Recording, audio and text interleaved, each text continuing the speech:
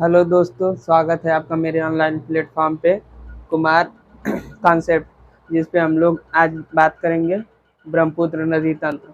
पिछली क्लास में हम लोग गंगा नदी तंत्र को पढ़े थे, उसकी पिछली क्लास में हम लोग सिंधु नदी तंत्र को पढ़े थे। तो इस क्लास को हम कंटिन्यू कर रहे हुए ब्रह्मपुत्र नदी तंत्र, जिससे हिमालयी अपवाह तंत्र जो है वो आप लोग का इस क्लास के बाद समाप्त हो जाएगा। और इसके बाद हम प्रायद्वीपीय नदी की बात करेंगे।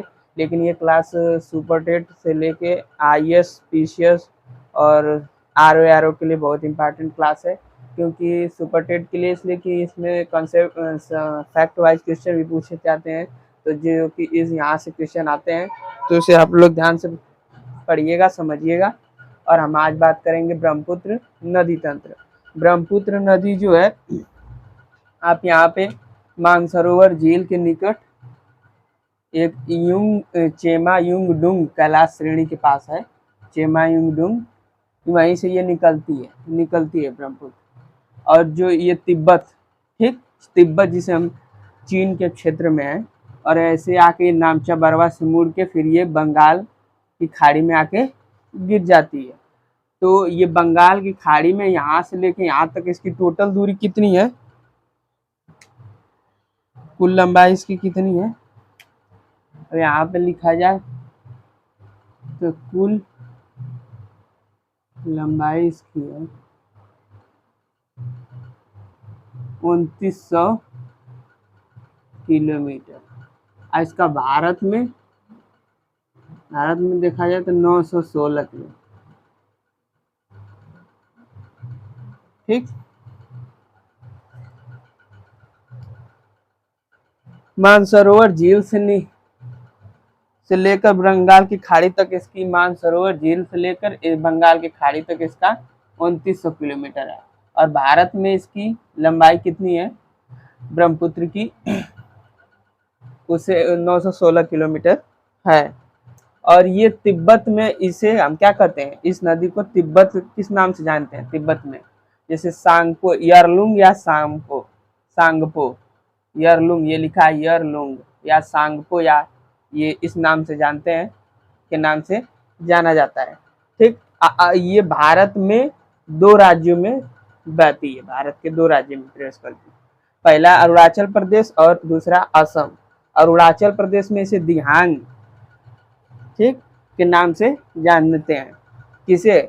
इसी को, जो ये सांगपो है, तिब्बत में इसे सांगपो और ब्रह्मपुत्र नदी है। और असम में ये जाके ब्रह्मपुत्र इसका नाम पड़ता है। किसका? इसका, ब्रह्मपुत्र।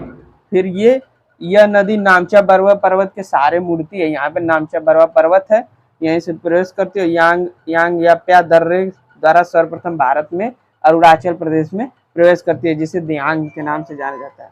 और बांग्लादेश में इसे हम क्या कहते हैं? जमुना, ठीक।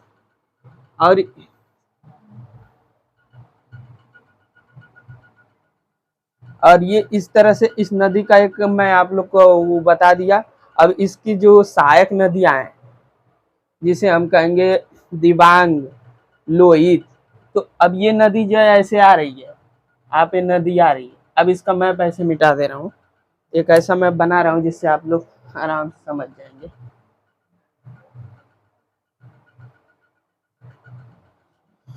ये नदी है, मानसरोवर से निकली,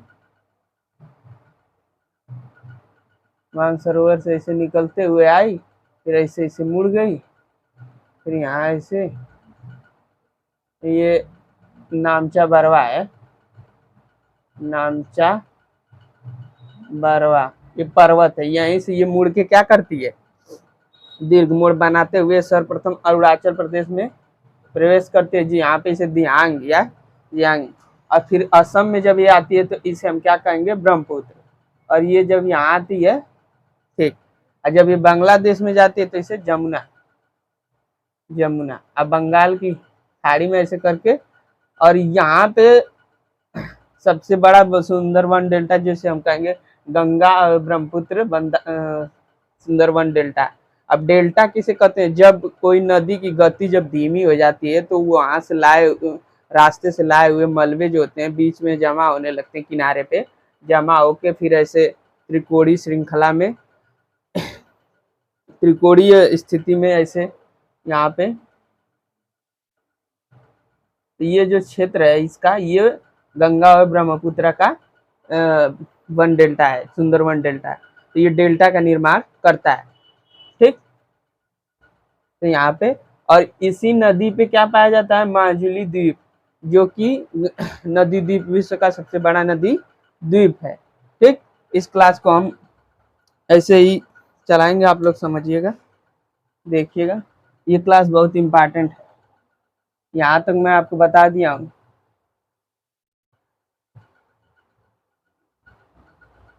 अब इसके दाएं तट की, इसके बाएं तट की नदी बताऊंगा, फिर जो सहायक नदी है दाएं तट से कौन सी नदी है।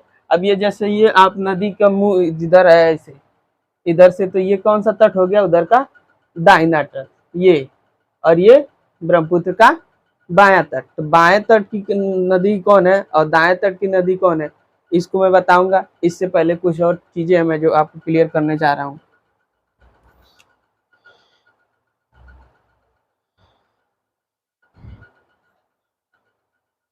जो असम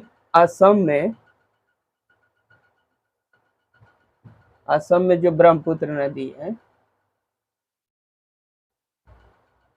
पुत्र नदी, यहीं पे क्या होता है, माजुली द्वीप, नदी द्वीप है, ठीक। ये नदी द्वीप है जिसे हम क्या कहेंगे, माजुली नदी द्वीप। लोहित और दिबांग, इसके दाहिने, ये दाहिना तट हुआ, ये बाएं तट हुआ। लोहित और दिबांग दो नदियां हैं, इसके बाएं तट की नदी है लोहित और दिबांग, दिबांग बायां तट। यहाँ पे अगर देखा जाए तो लोहित और दिबांग, ये दो नदियां हैं, ये बाएं तट की नदी है। और ये मिसमी पहाड़ी जो है, ठीक, लोहित और मिसमी पहाड़ी अरुणाचल प्रदेश, ठीक, यहाँ से निकलती है। अब हम बात करेंगे, बायां तट हो गया। अब नदी के दाहिने तट कौन सी नदी है। अब ये नदी बहुत इंपॉर्टेंट है, और ये कुछ नदियां हैं जो बाएं तट से निकलती हैं।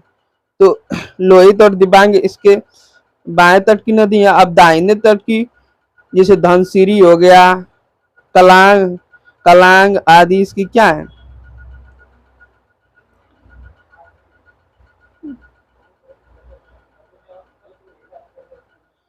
अब सुबनसिरी, कामेग, मानस, संकोच इसके दाहिने तट की नदी है।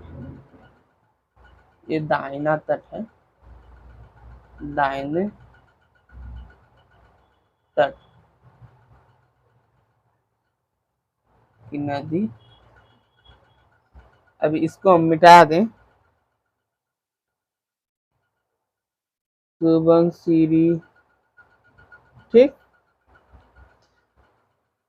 मैं इसको कलर चेंज कर रहा हूं, कामेग, मानस,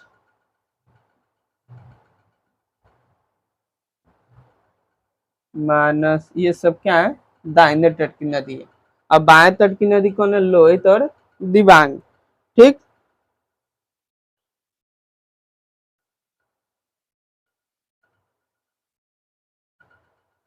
ये नदी आप लोग इसको समझिएगा,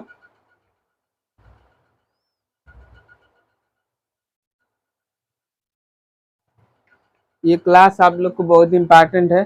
तो इस क्लास के सारे आप लोग ये जाने हैं कि इसका उद्गम स्थल कहाँ है, मानसरोवर, यहाँ चेमायुंगडुंग कैलाश श्रेणी से। और इसकी टोटल दूरी है 2900 किलोमीटर, यहाँ से लेके बंगाल बंगाल खाड़ी तक, ठीक, यहाँ तक आती है। और भारत में इसकी 916 किलोमीटर दूरी, और नामचा बरवा के पास से मुड़ जाती है एक दीर्घ मोड़ के रूप में। और पहले अरुणाचल प्रदेश में ये दियांग, और फिर इसके बाद असम में इसे क्या कहते हैं, ब्रह्मपुत्र।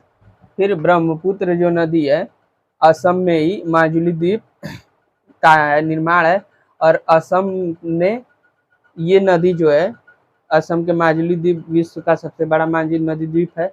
और इसके बाद यहाँ पे गंगा और इधर से ब्रह्मपुत्र जहाँ मिलती है, तो ये नदी तंत्र होता है गंगा ब्रह्मपुत्र डेल्टा।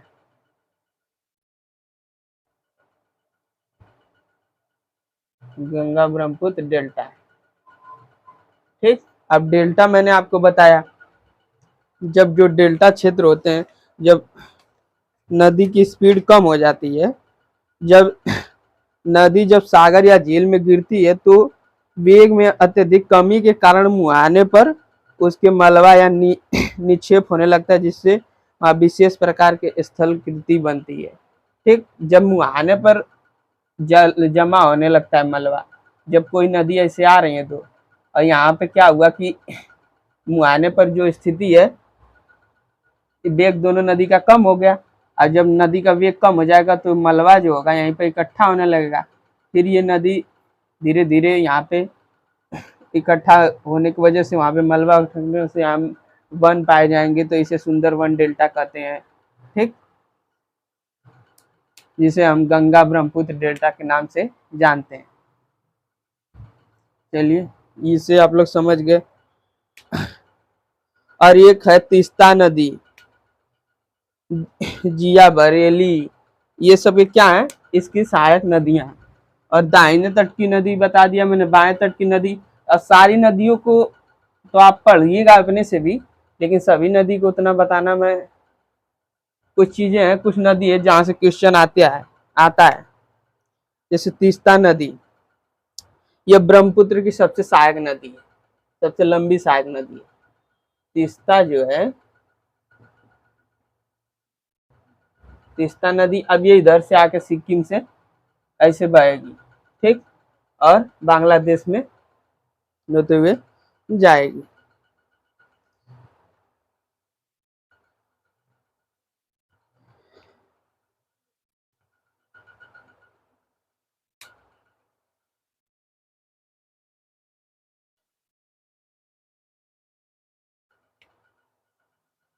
तीस्ता नदी को मैं बता रहा था आपको,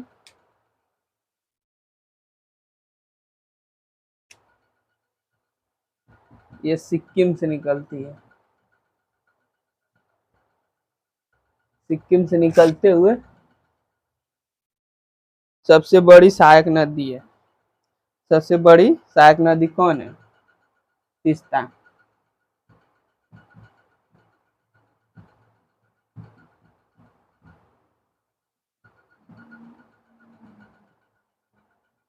तीस्ता, ठीक। अब जैसे कुछ पॉइंट वाइज मैं इसको बता दे रहा हूं, आप लोग इसको समझिएगा। अब बंगाल के दार्जिलिंग में प्रवाहित होते हुए बांग्लादेश में जमुना नदी से मिलती है। ये बांग्लादेश में जमुना से मिल जाती है, किसमें? तीस्ता जो है बांग्लादेश में जमुना से मिल जाती है यहीं पे, ठीक। यहाँ से आती है सिक्किम से निकलते हुए, सिक्किम, ठीक। सिक्किम में स्थित चोलामू झील से निकलती है, किससे? चोलामू झील से। ये सिक्किम के स्थित निकट चोलामू झील से निकलती है, और ये बांग्लादेश में आके जमुना से मिल जाती है, ठीक। और तीस्ता, और इसकी कुछ सहायक नदियां हैं जो ब्रह्मपुत्र की हैं, जैसे जिया बरेली है, ऐसा ऐसा नाम है, आप लोग कहेंगे कि जिया बरेली, कमली। अब ऐसे देख लीजिएगा इसको, अब मैं लेकिन बता दे रहा हूँ, धनसिरी, मानस बताया ही मैं, ठीक। सुबनसिरी बताया, दिबांग और लोहित ब्रह्मपुत्र के सब क्या है, सहायक नदियां हैं। और तीस्ता लो डैम परियोजना पश्चिम बंगाल में तीस्ता नदी पे है। कौन सी है? ये सबसे देखिएगा, तीस्ता लो डैम परियोजना, ये पश्चिम बंगाल में तीस्ता नदी पर स्थित है। कहाँ पे? पश्चिम बंगाल में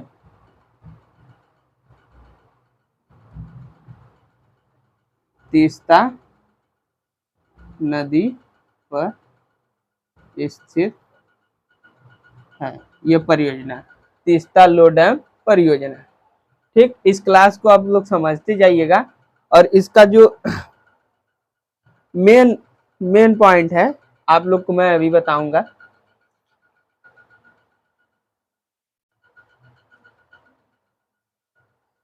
अब ये नदी जो है ये कैसे बांग्लादेश में आके, बांग्लादेश से होते हुए कैसे बंगाल की खाड़ी में आके गिरती है, इस क्लास में मैं ये क्लियर कर देने वाला हूँ कि आपकी नदी किस प्रकार से आके, अब ये सारी सहायक नदियां, दाएं तट की नदी, बाएं तट की, दाहिना तट ये हो गया, बाएं तट ये हो गया। तो बाएं तट की दो नदी में बताया, देवांग और लोहित, और ये मिसमिक पहाड़ी से निकलती हैं। ठीक, तो इसको आप याद कर लीजिएगा। उधर सुबनसिरी है, ठीक, मानस है, ये सब चीजें मैं उधर बताया था। अब इसके बाद मैं ये बताऊंगा कि इस नदी का जो, जब ये यहाँ से मानसरोवर से निकल के जब पश्चिम बंगाल में गिरती है तो किस प्रकार से यहाँ पे कौन कौन सी आके नदी मिलती है और कैसे ये गिरती है, इसको मैं अभी मैप के थ्रू और कुछ एक्सप्लेनेशन के थ्रू मैं आपको बताऊंगा। क्लास में आप लोग बने रहिएगा, क्लास बहुत इंपॉर्टेंट होने वाली है सबके लिए।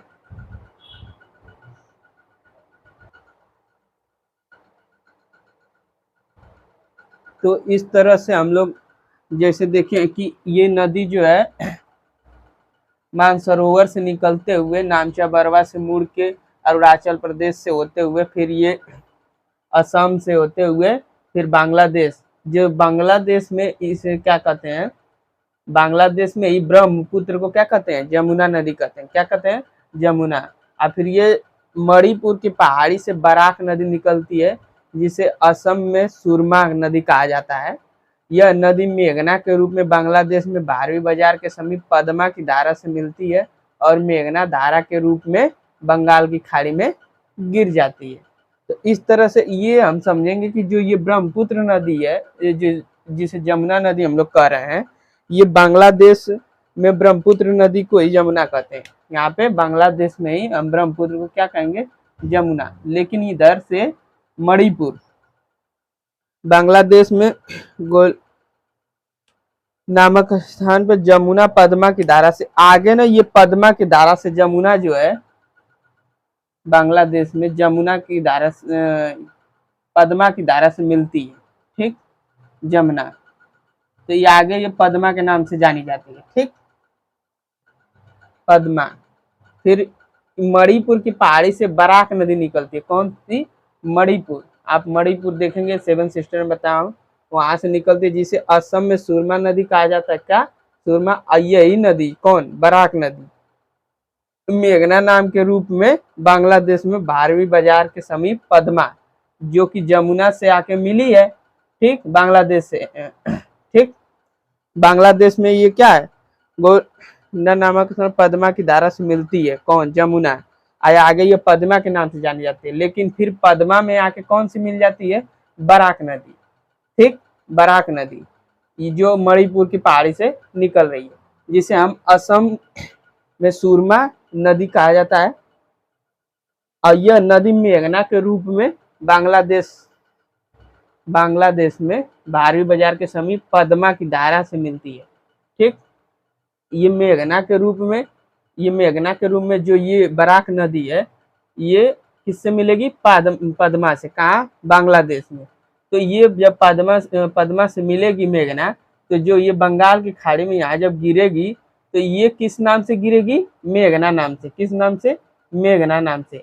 और जो ये ब्रह्मपुत्र है, जिसे जमुना कहेंगे हम, जिसे जमुना बांग्लादेश में कहते हैं, ये गंगा और ब्रह्मपुत्र यहाँ पे जब ये मिलती है तो गंगा ब्रह्मपुत्र डेल्टा का निर्माण होता है, जिसे हम गंगा ब्रह्मपुत्र डेल्टा कहते हैं।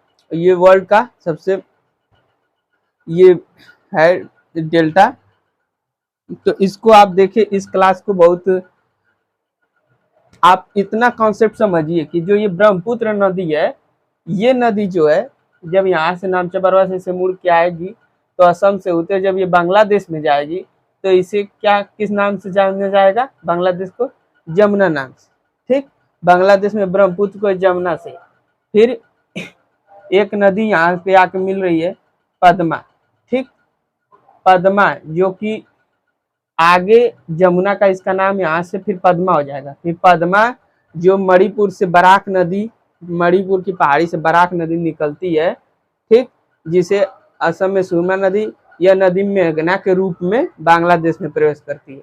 बांग्लादेश में भारवी बाजार के समीप पद्मा की धारा से कौन मिलती है, ये बराक नदी जो बांग्लादेश में मिलती है जब भारवी बाजार के समीप, तो पद्मा की धारा से मिलती है कौन, तो यहाँ पे क्या हो जाती है, मेघना की धारा के रूप में। और बंगाल की खाड़ी में कौन सी गिरती है, मेघना के रूप में। कौन से, मेघना। इतना आप समझिएगा, मेघना के रूप में ये बंगाल की खाड़ी में गिरती है। और ये ब्रह्मपुत्र को ही जमुना कहते हैं। फिर ये पद्मा होती है आगे, फिर उसके आगे जब बराक नदी मिलती है यहाँ से तो फिर ये मेघना के रूप में जाने लगती है। और बे ऑफ बंगाल में जब ये गिरती है ब्रह्मपुत्र, और ये इसका डेल्टा जो गंगा, तो यहाँ पे मेघना के नाम से गिरती है। तो इतना ये कॉन्सेप्ट है। और टोटल दूरी इसकी 2900 किलोमीटर है, कुल दूरी यहाँ से लेके यहाँ तक की। और भारत में इसकी 916 किलोमीटर। इतना इसके दाएं तट की नदी, बाएं तट की, अब ये नदी ऐसे बह रही है तो ये यहाँ से आएगी, तो ये यहाँ से जब मुड़ रही है तो इधर का दाहिना तट हुआ, यहाँ बाया तट। तो लोहित और दिबांग,